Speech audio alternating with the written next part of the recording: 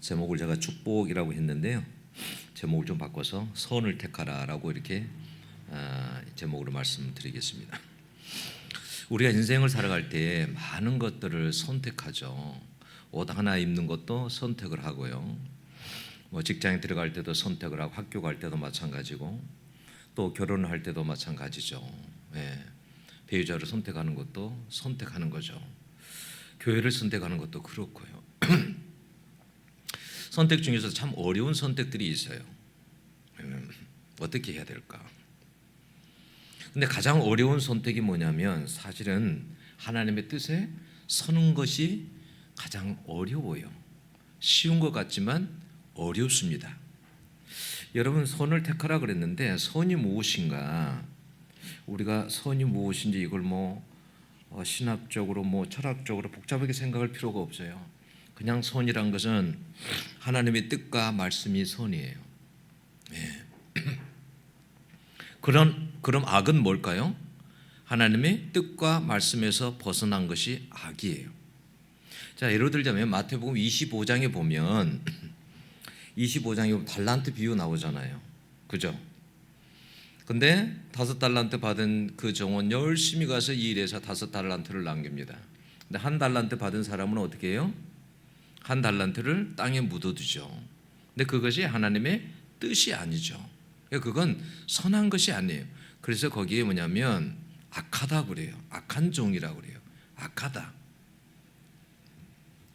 여러분, 이 악한의 번역이 두 가지인데 성경에 보면 첫째로는요, 포네로스라는 말이에요. 이 말은 뭐냐면 하나님의 뜻을 거스리고 파괴하는 적극적인 악, 이걸 포네로스라고 그래요. 두 번째는 뭐냐면 카코스예요. 이 카코스는 품질이 나쁜 것, 해롭고 쓸모없는 것을 말하는 겁니다. 그러면 이런 카코스의 인생을 살았던 사람들이 누구냐면 성경에 가룟 유다, 가룟 유다죠. 그리고 바리새인들, 겉은 멀쩡한데 속이 썩은 상태. 그리고 보면 디모데후서 4장 10절 같은 데 보면 대만은 이 세상을 사랑하여 바울을 떠나게 되죠.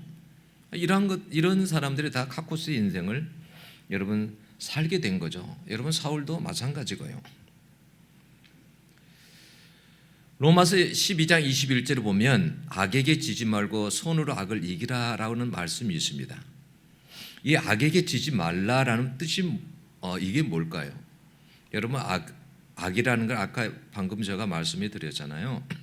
하나님 뜻이 아니고 말씀이 아닌 이런, 하나님 입장에서 보면 이 카코스는 해롭고 쓸모없는 거, 그런 것들이 미움이 될 수도 있고 복수도 될 수 있고 보복과 분열과 교만, 이러한 것들이 다 카코스일 수 있죠. 그런데요, 악에게 치지 말라는 말이 무슨 말이냐면 내가 내 마음속에 누군가에게 미움이 있어요. 근데 마음으로 만약에 그걸 미움으로 그 사람에게 다시 갚으면 그게 악에게 치는 거예요. 그러니까 악한 사람하고 그 사람하고 나하고 다를 바가 하나도 없는 것이죠. 만약에 누가 나에게 모욕을 줘요. 그러면 복수하면 악에게 지는 것입니다.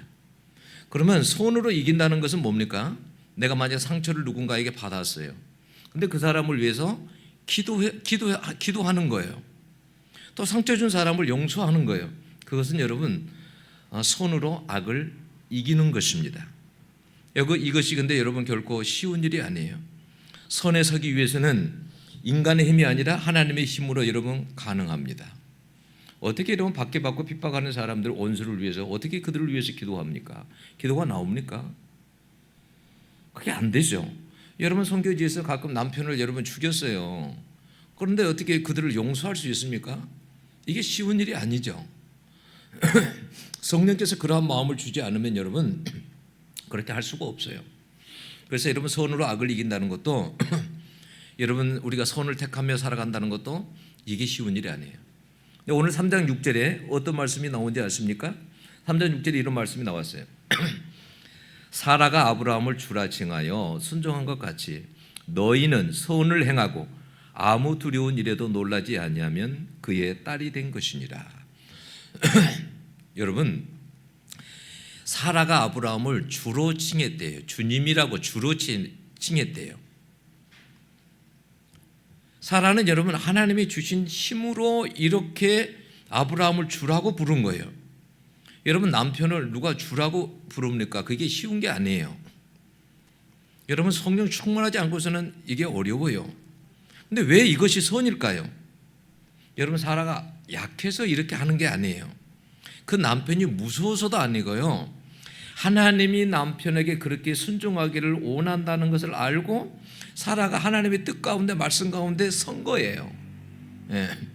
그것을 갖다가 뭐냐면 선을 행했다라고 말을 해요. 하나님의 뜻 가운데 섰다라는 그 말이에요. 자기의 뜻을 여러분 선택하지 않았어요. 여러분 우리가 생각해 보면 아브라함이 여러분 실수가 없는 사람입니까? 아니에요. 실수가 많은 사람이에요. 여러분 사라를 왕이 취할 때 아무 말도 못했던 사람 아닙니까? 아브라함이. 아브라함도 얼마나 실수가 많았습니까? 그런데도 그 남편에게 주라고 불렀다. 여러분 오늘 이 베드로전서는 고난받은 성도들에게 쓴 편지예요. 그래서 1장 1절에 보면 이렇게 나와 있어요. 예수 그리스도의 사도 베드로는 본도, 갈라디아, 갑바도기아, 아시아와 비두니아에 흩어진 나그네 이렇게 있어요. 그러니까 핍박받고 고난받고 흩어진 사람들에게 그들에게 편지를 쓴 것입니다. 그들은 여러분 핍박받고 오해받고 조롱도 받고 손해도 보고 억울한 상황 속에 있어서요.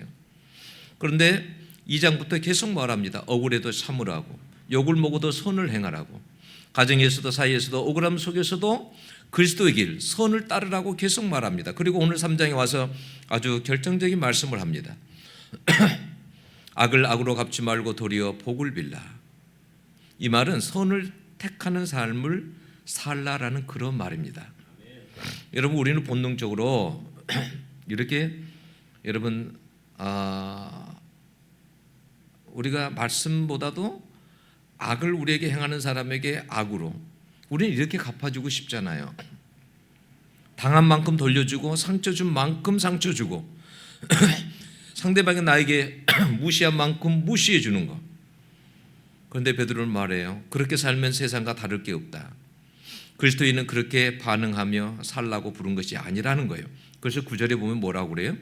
이를 위하여 너희가 부르심을 받았느니라. 우리가 이 세상 가운데 부르심을 받은 것은 뭐냐면 세상 사람들하고 똑같이 살기 위해서 부르심을 받은 게 아니라 우리가 선을 택하고 축복하는 삶을 살도록 그렇게 하나님께서 우리를 불렀다라는 거예요. 그래서 여러분 우리는 그리스도인으로 이렇게 산다는 것이 사실 여러분 말씀 가운데 산다는 것, 선을 택하며 산다는 것이 사실 여러분 쉽지가 않아요. 그런데 여러분 우리가 어렵지만은 선을 택할 때 그럴 때 어떤 결과를 가져오냐? 9절에 보면 그렇게 말씀해요. 하반절에 이는 복을 이어받게 하려 하심이라 이렇게 되어 있어요. 선을 택하고 축복하는 삶을 살 때 여러분 사실은 세 가지 결과가 따릅니다. 먼저는 뭐냐면 내가 살아요. 내 영혼이 살아요. 예. 여러분 만약에 내가 누군가를 미워하게 되잖아요. 그러면요 내 자신이 병이 들어요. 예. 그런데요 그 사람을 여러분 축복할 때 오히려 내 속에요 자유가 옵니다.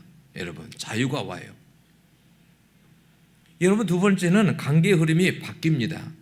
여러분 원수 같은 사람이었어요. 그런데 여러분 그러한 사람을 축복할 때 여러분 관계가 여러분 회복이 돼요. 셋째는 뭐냐면 하나님이 개입하십니다. 항상 하나님 말씀하세요. 뭐냐면 원수 같은 것은 나에게 맡겨라. 내가 알아서 할게. 응? 내가 알아서 할게.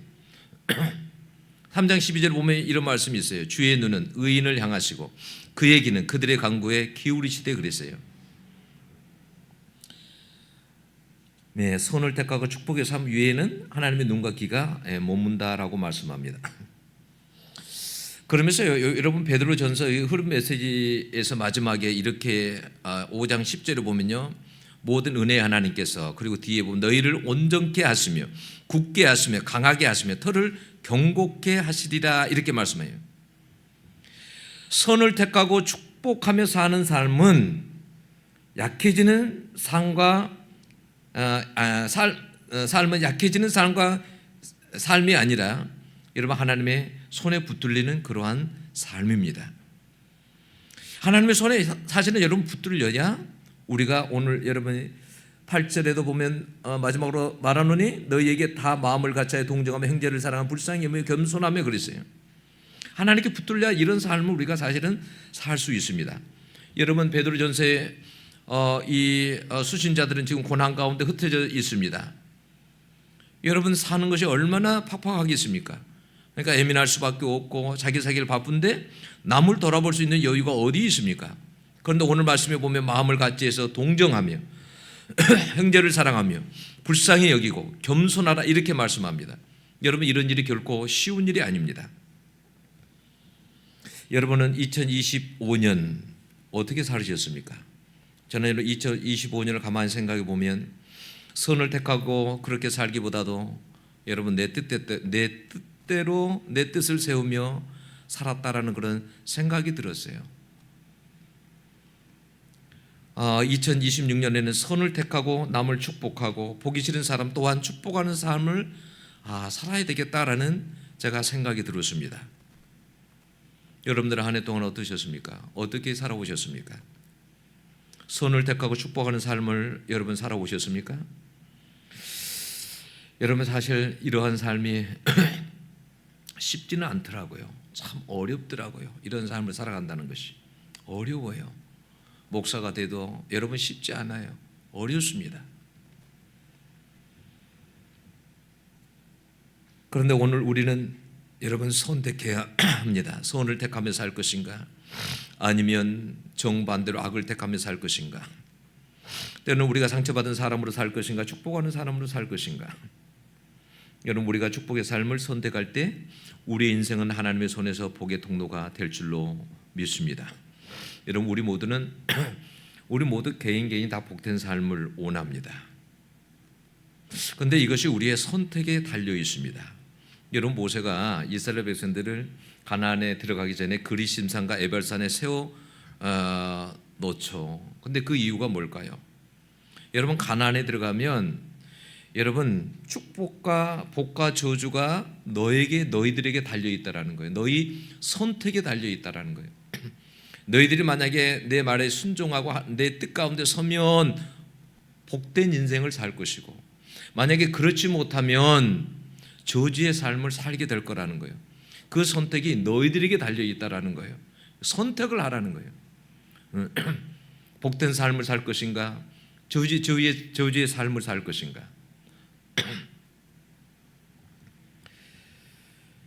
여러분 예수를 아무리 오래 믿어도 여러분 이게 우리 힘으로는 어려워요. 여러분 손장훈 목사님이 그 자기 아들을 죽인 사람을 용서할 때 그게 자기 힘으로 안 되는 거예요. 자기 힘은 뭔지 아세요? 손장훈 목사님 그 여러분 사모님이요. 그의 손장훈 목사님 전기에 보면요. 자기 아들을 죽인 사람을 양아들로 받았을 때요. 보기도 싫었습니다. 보기도 싫었어요. 그게 정상 아니에요?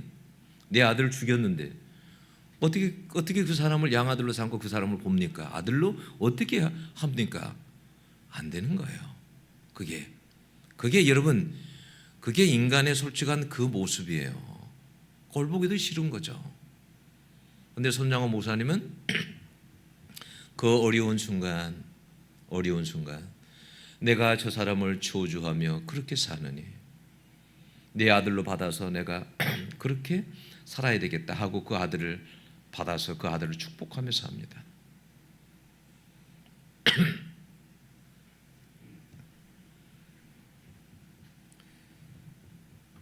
여러분 성경에서 보면 순종하는 게 쉽지 않아요.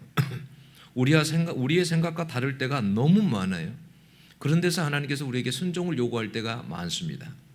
우리의 생각과 너무 달라요.